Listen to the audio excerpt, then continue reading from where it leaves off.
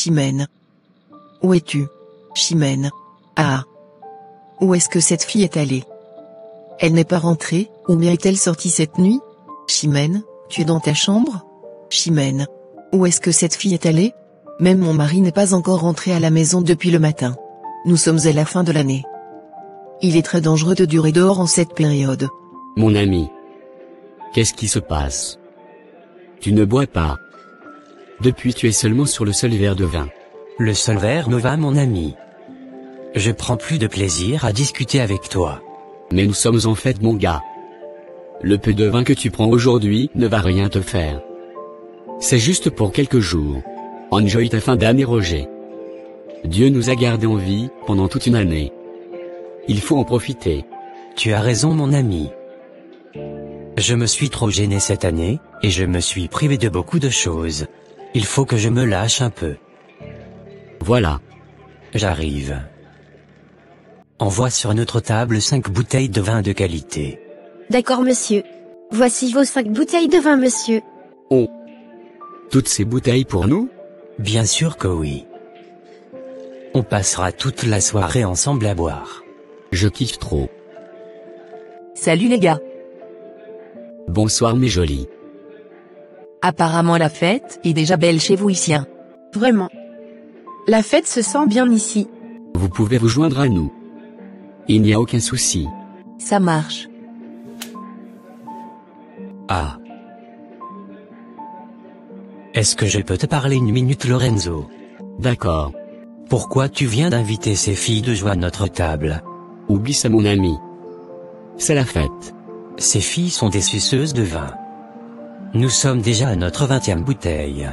Ne vois pas tous ces dépenses, mon frère. C'est la fête. On a travaillé toute l'année pour pouvoir profiter de cette fin d'année. Seulement que moi je n'ai plus d'argent sur moi. Ne t'inquiète pas, Roger. J'en ai suffisamment dans la poche pour continuer la soirée. C'est moi qui prends maintenant le relais. D'accord. J'espère que tu as appelé la maison, que tu ne rentreras pas aujourd'hui. Pourquoi donc? Tu penses laisser les filles là comme ça? Qu'est-ce que j'ai à faire avec elles? Je te rappelle que je suis déjà marié. Mais qu'est-ce qui t'arrive, Roger? Ne me dis pas que tu gardes ton sérieux en matière de femme pour cette fin d'année. C'est juste pour cette soirée. Profite du moment, mon ami. Dès demain tu peux recommencer avec ton histoire de fidélité. Pour le moment il faut profiter de la soirée. C'est vrai que les filles sont belles. Ok, je vais voir comment faire. Nous allons prendre 2 chambres chez eux ici pour gérer la soirée. D'accord. Roger n'est toujours pas rentré à la maison. Mais qu'est-ce qui se passe? Je l'appelle, il ne décroche même pas. Aujourd'hui, la veille de la nouvelle année, mon mari ne peut même pas rester à la maison avec moi. Même ma petite sœur Chimène a préféré passer la veillée dehors. En tout cas, moi je veux profiter du moment pour prier. Seigneur Jésus, je te remercie pour cette année qui se termine, et pour la nouvelle qui commence. Que les hommes de ce monde puissent trouver la paix en cette nouvelle année. Que ceux que j'aime soient comblés de grâce. Que cette année m'apporte la force, et l'amour dont j'ai besoin. En cette année qui s'achève, beaucoup ont enduré des souffrances. Guérissez-les, si cela est possible, Seigneur. Atténuez le mal, et le chagrin partout où ils sont. Faites en sorte que quelque chose se produise, et vienne soulager la tristesse de tous ceux qui souffrent, afin que cette nouvelle année apporte du réconfort nécessaire pour tout le monde. Pendant cette année qui finit, je n'ai pas été ce que j'aurais dû être. J'ai fait beaucoup d'erreurs et échoué à plusieurs de mes objectifs. L'Écriture dit que ce n'est pas de celui qui veut ou qui court, mais de Dieu qui fait miséricorde. Seul par notre propre force, aucun homme ne parviendra.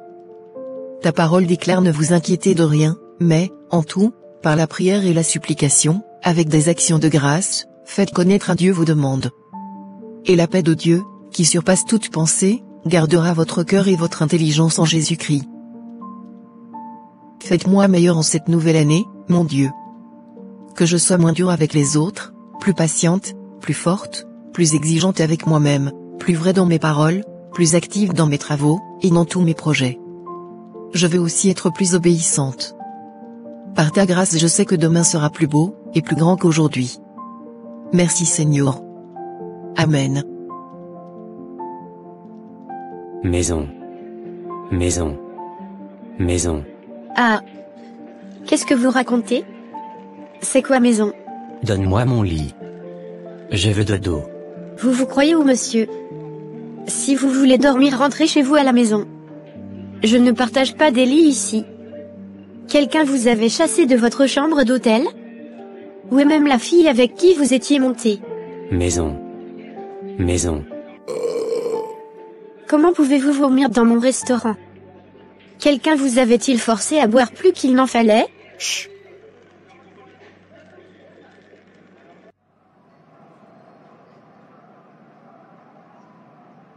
Ce monsieur veut conduire dans cet état d'ivresse ou quoi? Mais il est hyper saoulé.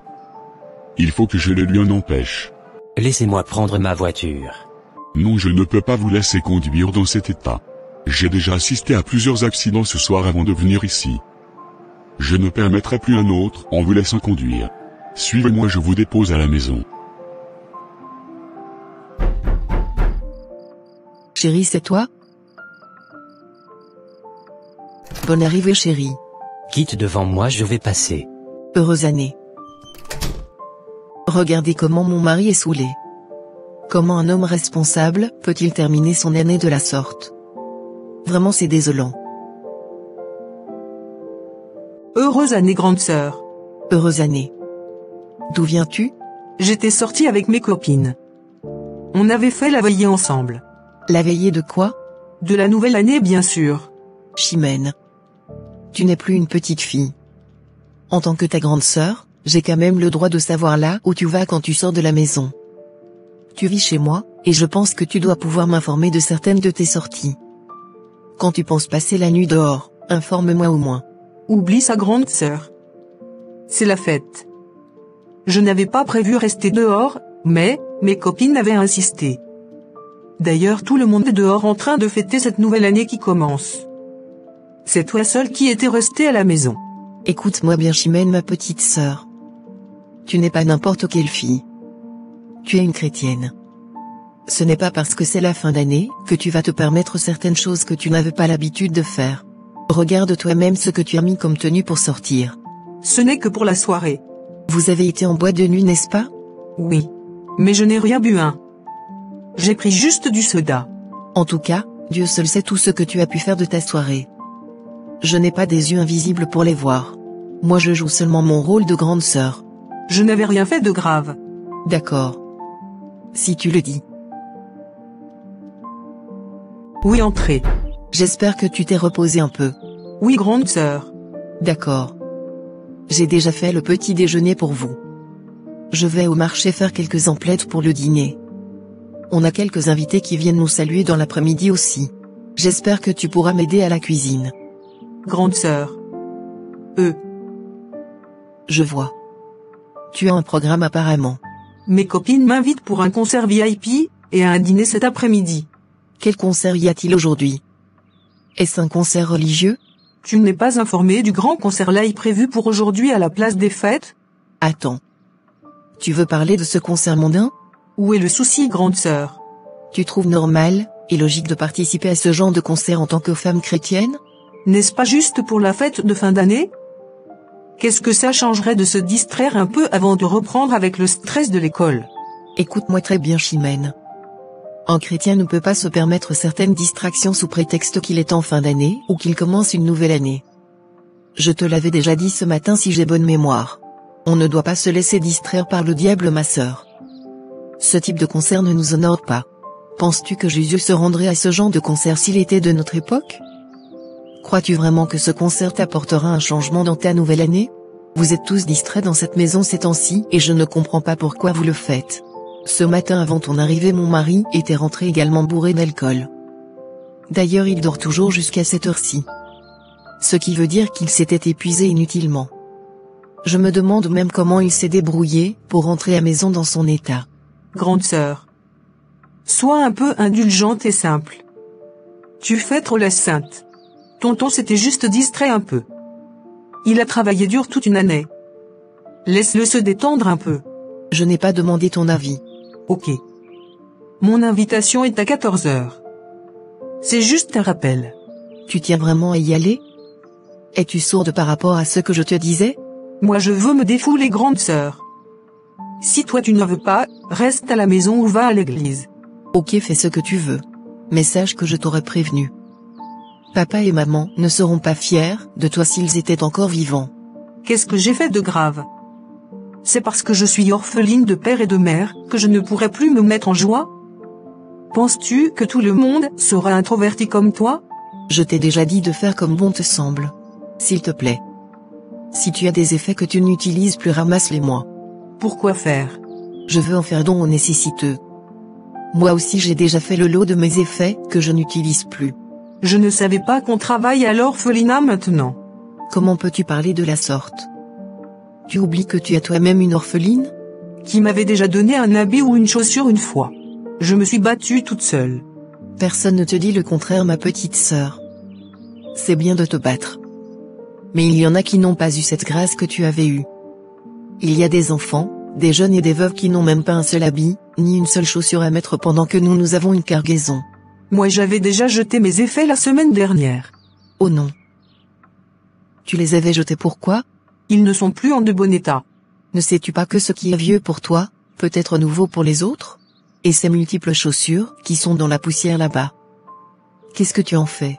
Ce sont des souvenirs pour moi. Je ne peux jamais les remettre à quelqu'un d'autre. Ok.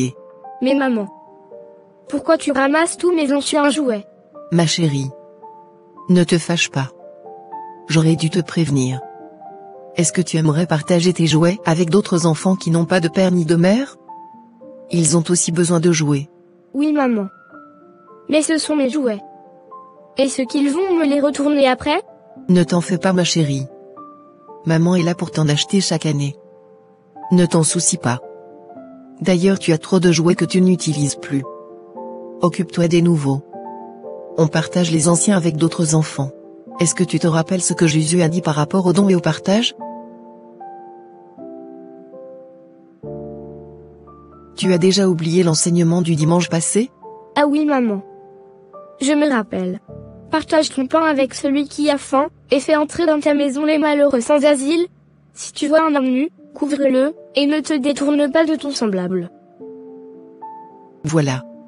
Mais les jouets ne sont pas des pains maman. La Bible n'a pas parlé de jouets. Ça sous-entend aussi les jouets, et tout ce que nous possédons.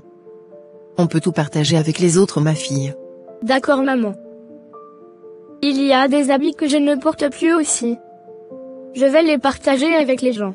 J'ai aussi économisé 50 $ sur mes argents de poche. Je vais partager la moitié avec les enfants. Tu es un ange, ma fille.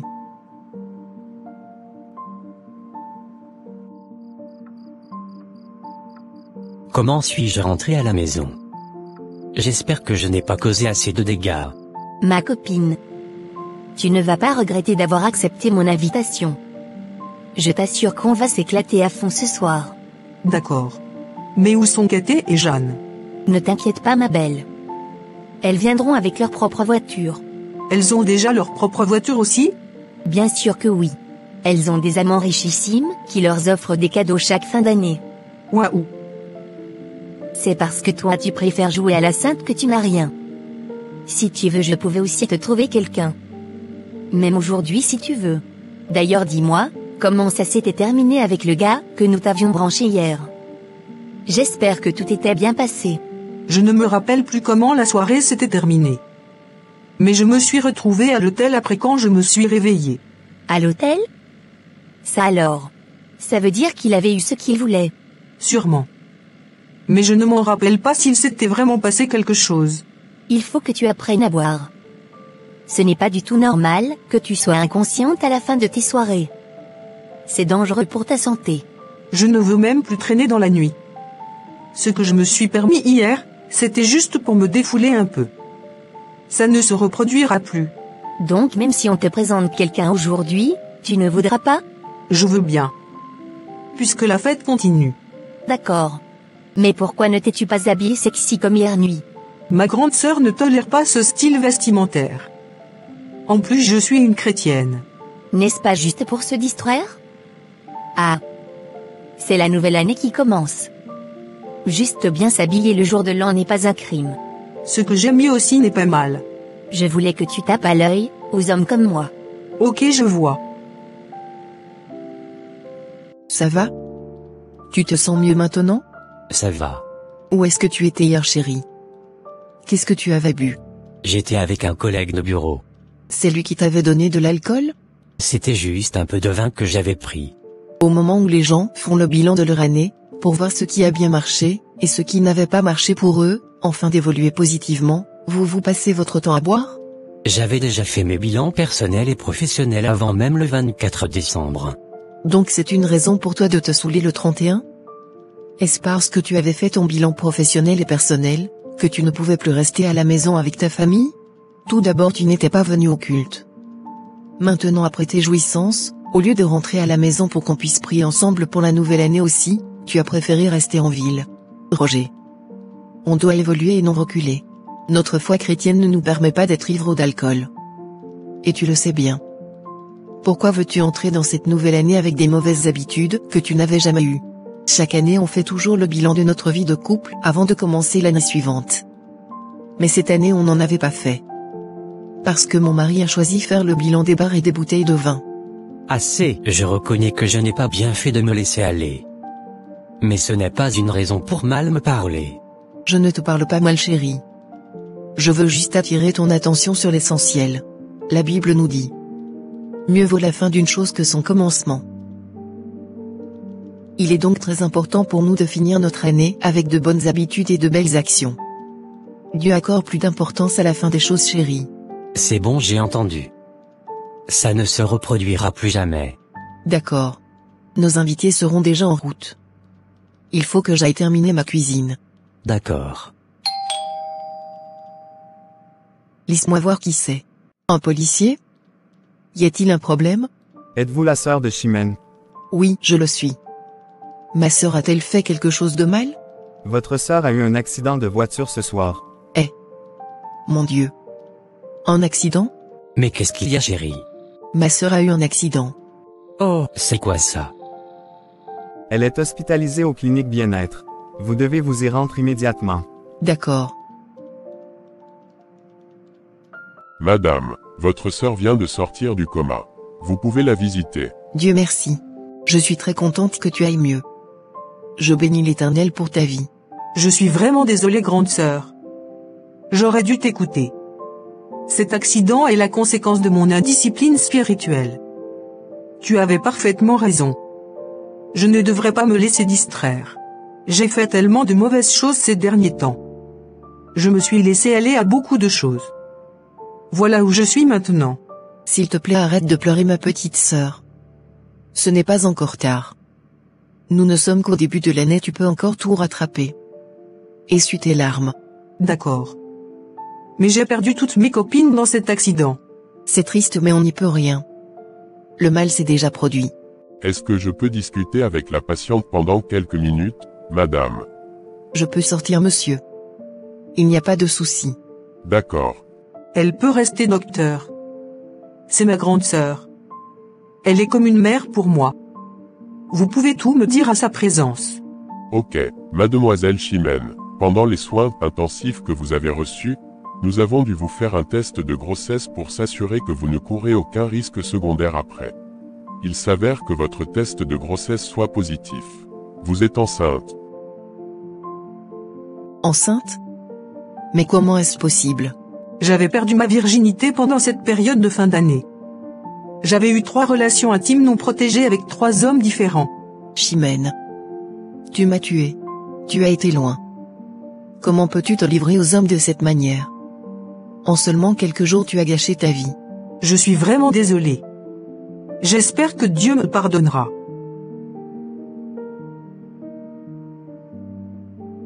Bonjour chérie.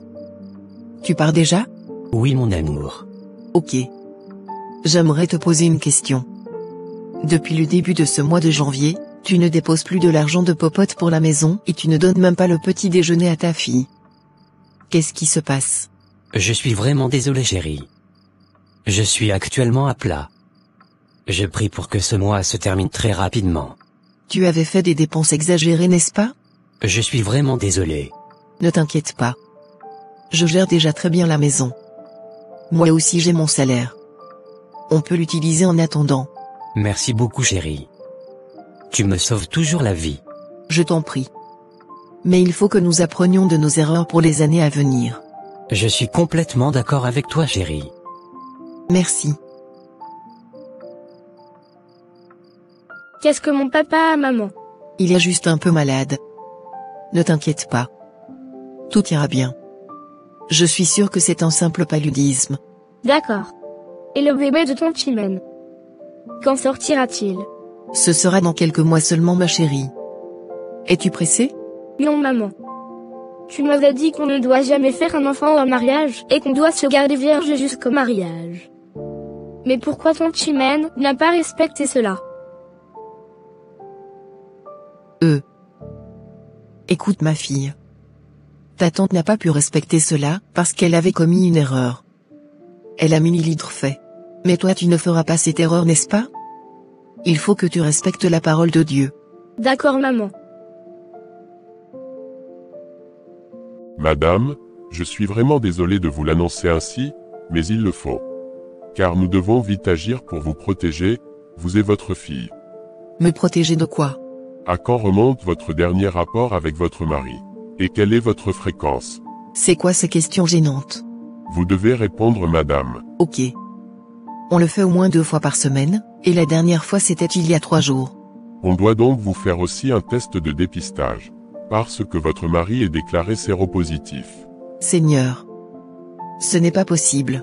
Je rejette cela. Ne dites plus une telle chose sur mon mari. Ce n'est pas une question de rejet, madame. Votre mari est vraiment malade et nous devons vous faire ce test si vous voulez que les choses aillent mieux pour vous. D'accord. Vous avez la chance, madame. Votre test est négatif ainsi que celui de votre fille aussi. D'accord. Et comment allons-nous faire maintenant? Ne vous inquiétez pas. Aujourd'hui la médecine a évolué, donc il y a des méthodes efficaces saines pour vous aider. Notre service de prise en charge va vous suivre pour vous montrer quoi faire. Pour ce qui concerne votre mari, il est déjà sous traitement. D'accord. Désolé, chérie.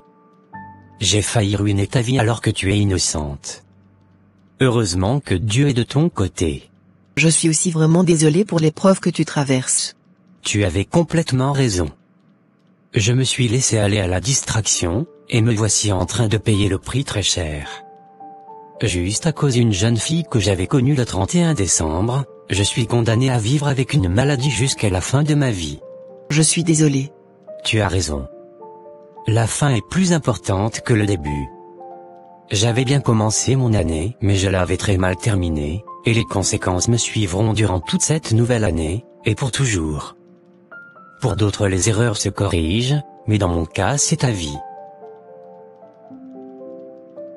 Arrête de pleurer, chérie. Sache que je serai toujours avec toi malgré ton état. Toi-même tu vois qu'on peut vivre une vie normale, et sans danger, n'est-ce pas? Je sais qu'on ne peut plus réparer certaines erreurs, mais avec Dieu tout est possible. Une chose est sûre, il te pardonnera ton péché, et c'est le plus important. Viens dans mes bras.